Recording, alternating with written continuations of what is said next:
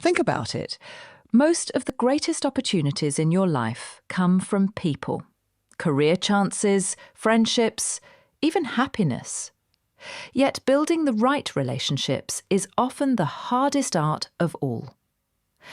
But have you ever wondered why some people are loved, listened to, and influential wherever they go?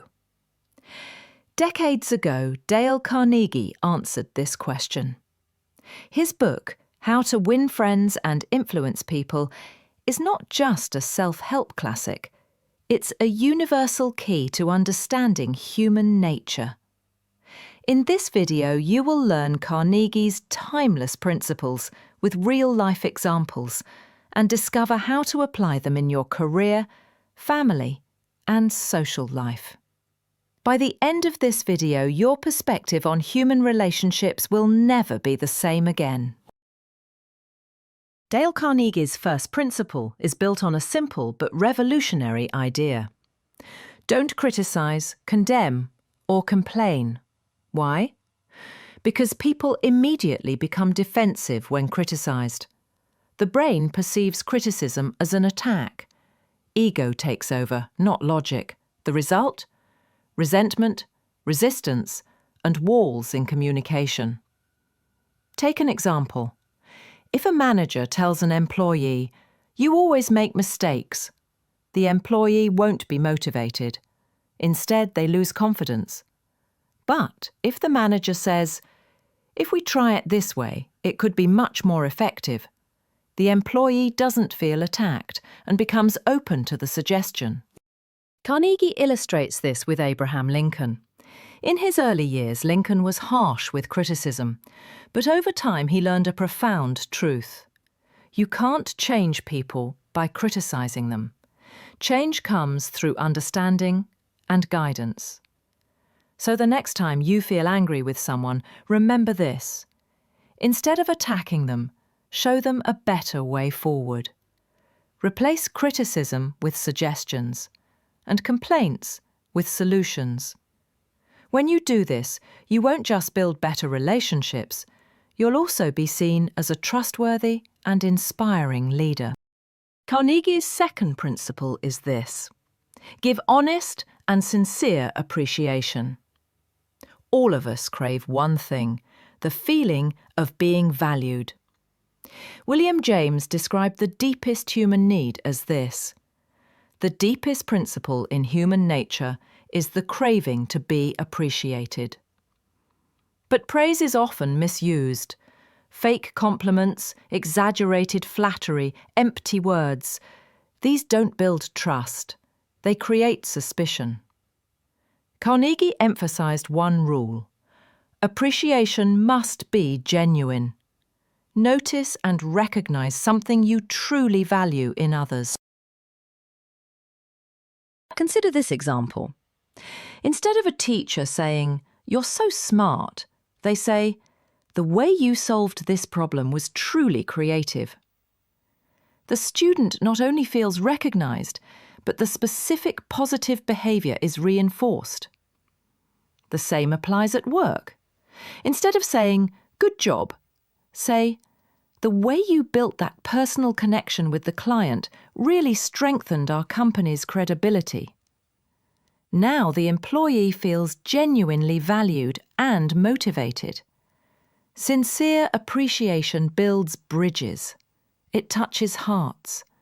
And through those bridges, you don't just create better relationships, you gain lasting influence.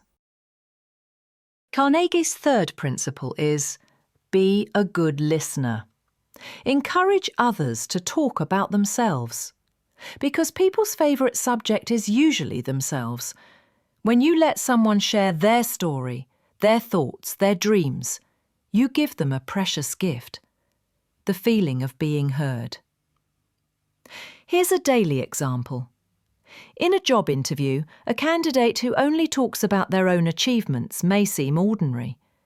But a candidate who listens carefully, asks thoughtful questions, and shows genuine interest stands out. Because listening is a form of respect. The same applies in family life. Instead of always giving advice to your child, ask them questions like, "What do you think about this?" Or, "How did you feel when you did that?" When you listen to their answers, you don't just guide them, you make them feel valued. As Carnegie said, being a good speaker is important, but being a good listener is even more powerful, because the one who listens is the one who wins hearts. Carnegie's fourth principle is simple yet powerful. Smile. A smile is a universal language. It doesn't matter what nationality, age, or culture you are from. A smile, a greeting, even a glance can melt the ice between people. Science backs this up. Smiling individuals are perceived as more trustworthy, more friendly, and even more successful. In fact, one study showed that waiters who smiled while taking orders received about 20% more in tips. You can see the effect in everyday life. Someone who walks into a meeting with a cold face creates tension, but the same person entering with a warm smile changes the energy of the whole room. Of course, this isn't about a fake grin. A genuine smile carries a clear message. I come to you as a friend. As Carnegie put it, a smile is a small investment for your soul, but its impact on others is enormous. Carnegie's fifth principle is this: make the other person feel important and do it sincerely. One of the deepest human needs, after food, water, and shelter, is this: the need to feel important. William James once said, "The deepest principle in human nature is the craving to be appreciated." How can we meet this need? Very simply, by listening, by saying thank you, by offering a genuine compliment. When you tell a colleague, "I wanted to ask you because I really value your opinion," you can see the joy in their eyes. But here's the key: sincerity. Empty flattery or false praise will not fool anyone. But genuine appreciation, a heartfelt thank you, makes all the difference. Think about it. Don't you feel drawn to the people who make you feel valued? Don't you trust them more, listen more closely, and open up more easily? The same is true the other way round. When you make others feel important, doors in your relationships open wide. Carnegie's sixth principle is based on the method of the famous philosopher Socrates. Get the other person to say yes. Instead of opposing people directly, Socrates would ask small, simple questions that led them to agree with him step by step. In doing so, he closed the door to argument and opened the door to cooperation. Why is this powerful? Because the moment someone says no, they build a wall of resistance in their mind. Breaking down that wall becomes nearly impossible. But when someone says yes, they are, with their own words, aligning themselves with you. As a Chinese proverb says, "The slow way takes the road."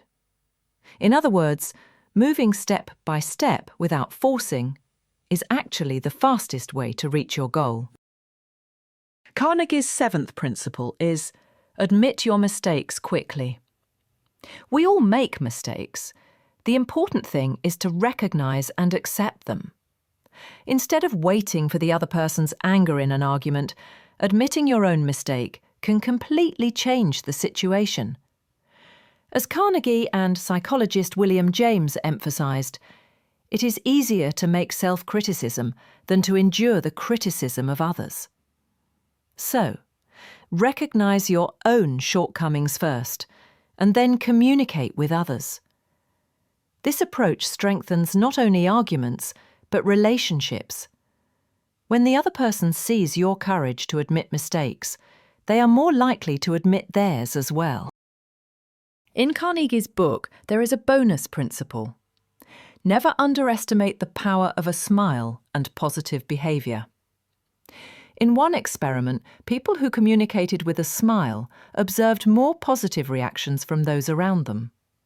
Carnegie says, if you want to feel happy, first act happy. Your actions influence your emotions. So, force yourself to smile, sing, or walk cheerfully. Over time, your emotions align with your behaviour. Positive energy is contagious. When you smile and act positively, others respond in kind. In relationships, workplaces, and social life, this simple action can create incredible results. As we reach the end of our video, let's recap Dale Carnegie's lessons on human relationships. Don't criticise, condemn, or complain. Give honest and sincere appreciation. Be a good listener. Smile and radiate positive energy. Make others feel important. Use the Socratic method to get a yes response. Admit your mistakes quickly. Bonus: the power of positive behaviour and smiling. These simple yet powerful principles can transform both your professional and social life. Remember, people are emotional beings. Understanding over criticism, praise over judgment, listening over arguing. This is where true influence lies.